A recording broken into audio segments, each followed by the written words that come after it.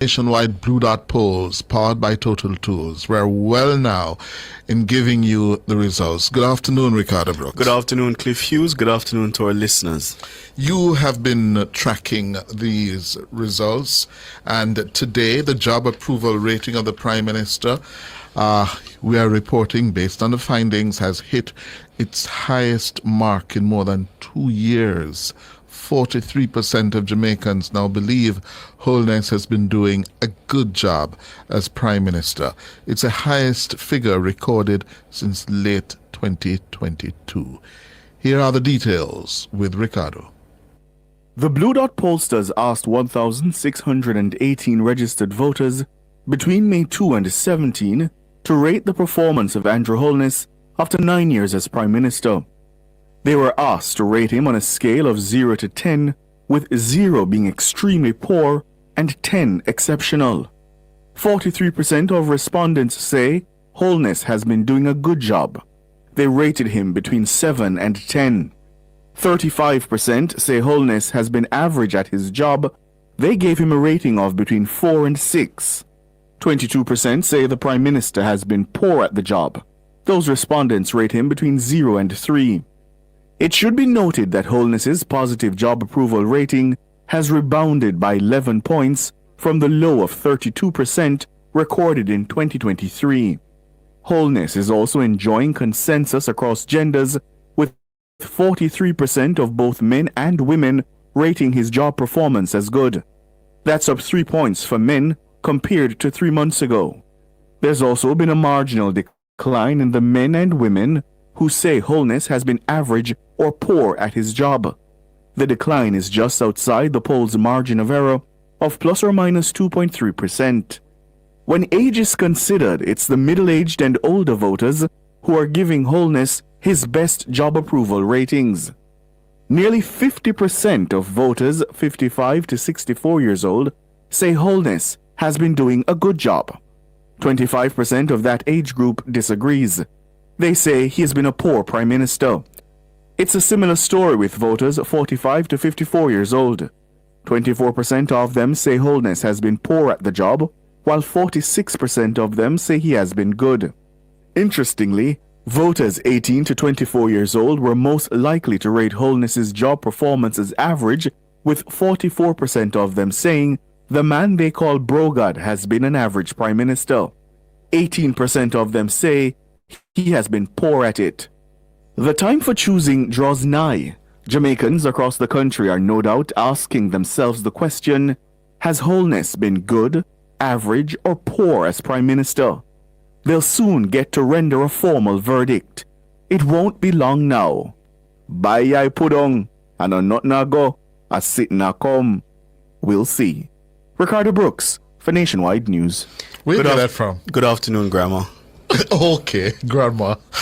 Wait, me.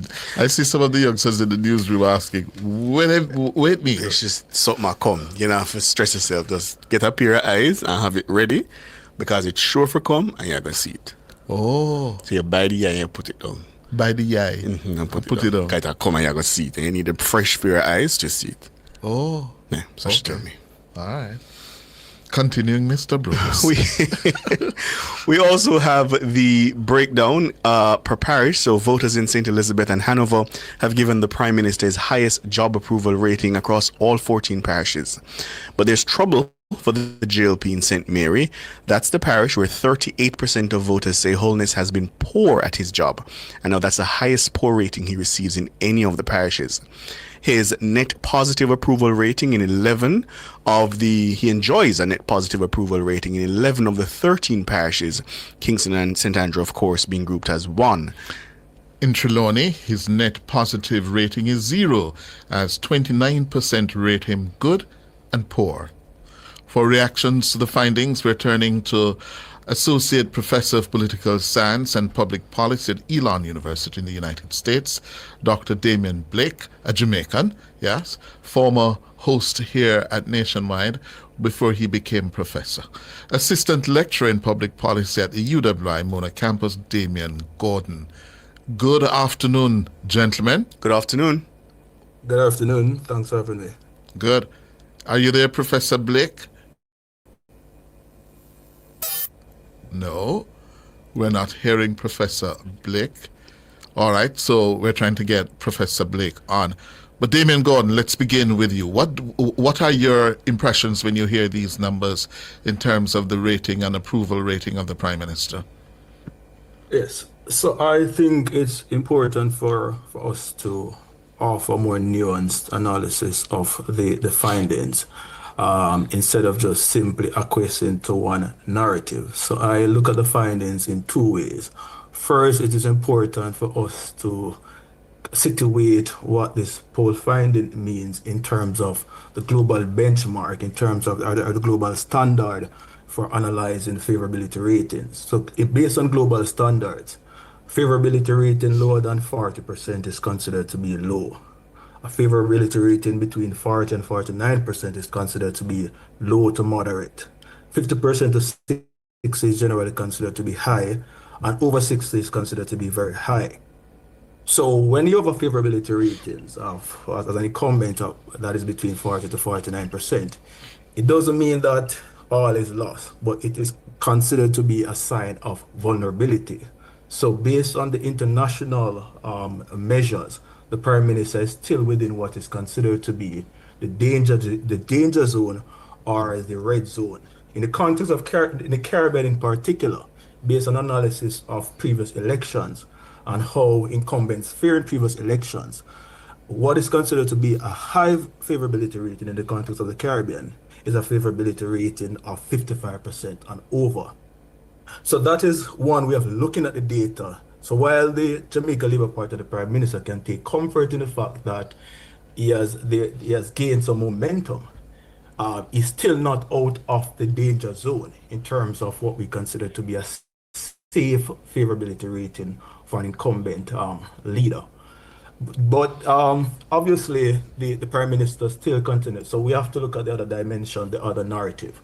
Clearly, the Prime Minister still continues to enjoy goodwill. It is clear that a large number of Jamaicans feel positively about how the Prime Minister has governed the country. And this may be a reflection of the trends which are indicating that the country has made gains in terms of, the macroeconomic situation, the management of our debt, the evolution of our security landscape. Obviously, we have seen dramatic reduction in murders, which is considered to be the most important indicator of security for average Jamaicans. We've seen recent data indicating that poverty is at historically low levels, unemployment as well. And obviously the Prime Minister can claim bragging rights about these things. And, these are obviously signs that would make some Jamaicans feel confident about the governance of the country. But it is clear that a large number of Jamaicans are still uncertain or have a negative view of the performance of the government. And this is reflected in the fact that a higher percentage still think that the country is not headed in the right direction. So a lot of Jamaicans are still on the fence. They're either ambivalent or they either have a negative perception of the government, which tells us that somewhere there is still some disconnect. And it is this disconnect that the Prime Minister and the government has to address. Because if you can recall, leading into the last local government election, the Prime Minister's favorability was relatively high. It was about 42 or thereabout.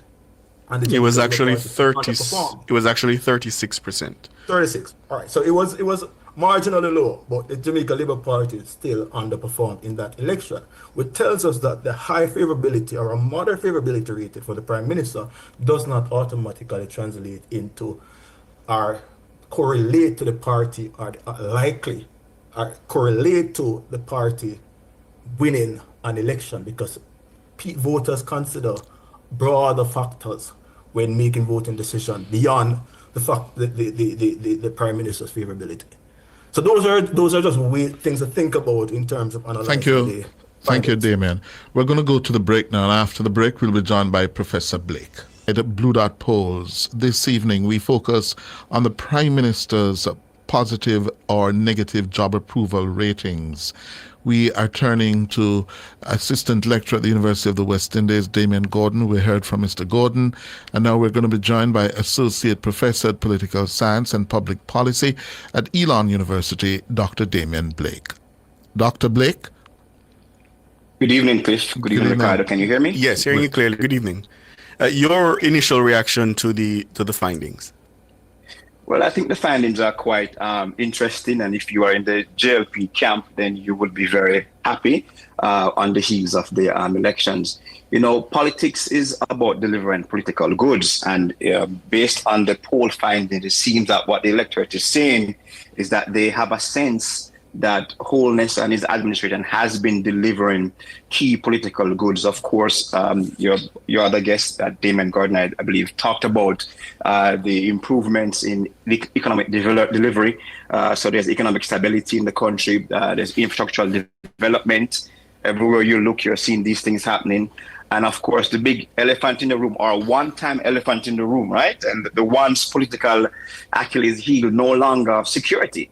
The government has made some serious inroads into security with the reductions in homicides. So Holness, in my view, has been delivering the political goods, and the polls have been picking that up, right? And people have a sense of hope, it seems, that he will continue to hone in on these very important areas around economic stability, on infrastructural development. You talk about what's happening in the Morant Bay Urban Center, for example. And of course, the big one, the big ticket item, which is security. So what the polls indicate to me is a sense of that reassessment among some of the electorate. There you can see some reassessment happening, where his numbers have fallen, his poor ratings from 57 to now 50. To me, that indicates reassessment. Okay, who is this guy? And should I take a closer look at him? And in other ways, it is also indicating that people are actually quite happy with what is happening.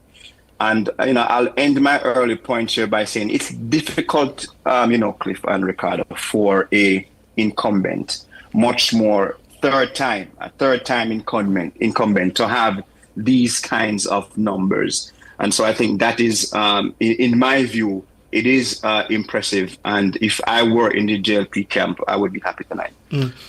Go ahead. Damien Gordon, that point that Professor Blake makes about the fact that this is going to be Holness's third time seeking a mandate, and therefore the numbers, as you point out, these are traditionally considered weak or mediocre numbers, but then put in context of seeking a third term, do you agree that these should give the JLP some comfort?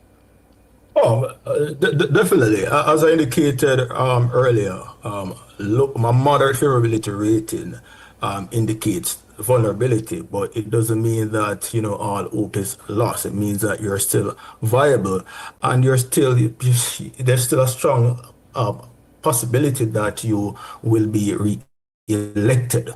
So after 2 terms, into a third term, the Prime Minister enjoys a favorability rating of 42%, which is relatively high considering the apathy that exists among the voters, considering the fact that incumbents generally tend to become less popular the longer they stay in office. Many incumbents, even at their second term, their favorability rating dips below 40%, and that has been the case in the United States of America. So obviously, in the context where our political culture is one that assesses the leaders of parties, and the Prime Minister's favorability rating is still higher, and this may drive support for the Jamaica Labour Party. But it indicates that people don't feel so badly. People don't have strong negative views about the direction of the country, and given the context that the voter turnout is likely to be low, 42% may be considered to be good in the context of a low voter turnout environment. Mm-hmm. So obviously, the Jamaica Labour Party should be happy about the results, but again, we also have to consider the other side of the equation. What is the other data saying? and the other data points to ambivalence and it points to negative sentiments, which means that there are still lingering concerns in the minds of voters. So while voters may feel that the Prime Minister is delivering the political goods, in some areas they may have other concerns, which may not necessarily be economic concerns. They may be concerns of another nature. It could be linked to corruption. It could link to the perception of government ethics. It could be linked to, concerns about their experiences interacting with government agencies, the healthcare system. These are sentiments. And what I also realize is that voters are considering the micro level issues as opposed to the macroeconomic issues. They are more concerned about their experiences rather than the official data released by government. They're looking at their own lives. They're looking at their own experiences. So they're assessing government performance from a more individualized or a more localized perspective. And that is why I made the point that even though the Prime Minister may be popular, we have to determine if the MPs are just as popular as the Prime Minister across the country. That is something to be considered, right? And of course, Professor Blake, I want you to weigh in on this. A 43% rating as good versus 22% poor. But I found 35% average. We can't ignore that. How should we interpret that? Certainly, 35%. Certainly we can't ignore it at all, Cliff. And I think Professor Gordon has kind of touched something there for us. The way I view that 35% and the 22% is that there are some levels of continued apathy, but there's also levels of reassessment because you're seeing the numbers trickle down, right? For example, is poor ratings among PNP and also people who PNP has moved from 57 to 50%. That indicates a kind of reassessment among the electorate going in. So yes, certainly these numbers are good from a JLP perspective, but if we were to look at them from a more nuanced, hard political science viewpoint, these are moderate numbers, yes? These are numbers that will indicate that things are moving in the right direction, but certainly JLP should not count their eggs before they are hatched, and that there certainly is work to be done, because those numbers indicate that people are either A, apathetic, B, just have made up their minds that they, no matter what Holness does or the JLP does, they are not going with them, or C, which I think is the category that the JLP would want to keep looking at, is that people are reassessing. They are reassessing, they are re-evaluating, and they're saying, let me give this gentleman and his administration a closer look. Right. I am seeing things happening in front of my eyes, and it looks like there is some hope for the future. And then we haven't got the numbers yet for the opposition leader. We will tell you those numbers tomorrow. We are anticipating them any minute now. That will also be a factor in terms of Absolutely. the decision making of the public. Right. But I Those think would be very interesting. Damon Gordon said something interesting, Professor Blake, and I want you to respond to it. This argument of the electorate may not be responding to government communication. In the modern era, in terms of how political parties or governments communicate in a splintered communication environment, how do you think the government should be thinking about pushing the message, as you say, as voters are reevaluating? Well, certainly the government has to, move at the macro level. So doing the broader kinds of campaigns and using the agencies of government communication tools. But as we know, all politics is local, and you have to hit the ground. You have to get into the nooks and cranny, get into the bars and go to the nine nights and all of these areas and communicate the message to people there about what you are doing. And one of the numbers that came up in the polls, and I don't quite know how to explain them, is some of the low levels in some areas like St. Mary and Carolina.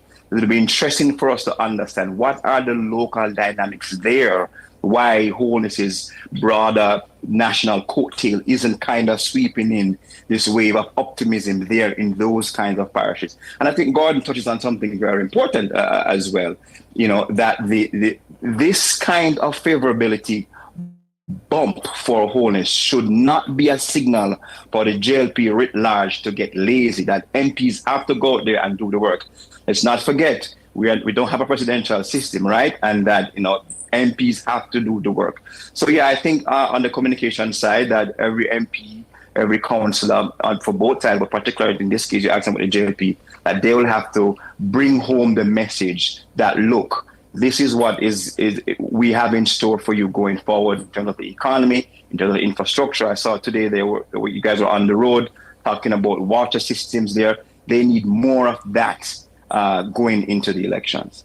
I should point out to you and the listeners that right across the 14 parishes, except for St. Mary, he's in positive territory. St. Mary and Trelawney. He's he's underwater in St. Mary, with 38% rated him as poor versus 35%. In Trelawney, it's 29% who have rated him both poor and good. But everywhere else across the country, he's above water. 21% overall, net positive 25 in Clarendon, 31 in Hanover, Kingston and St. Andrew 20, 10 in Manchester, plus 18 in Portland, 10 in St. Anne, 27 in St. Catherine, 25% in St. Elizabeth, 30% in St. James, St. Thomas, plus 23%, and Westmoreland, plus 26, But something is wrong in St. Mary. Yeah. Yes. Yeah. Well, thank you very much, gentlemen. We're out of time, and we'd love to bring you back tomorrow. So when we can reveal, or we will reveal, the ratings of the opposition leader. All right?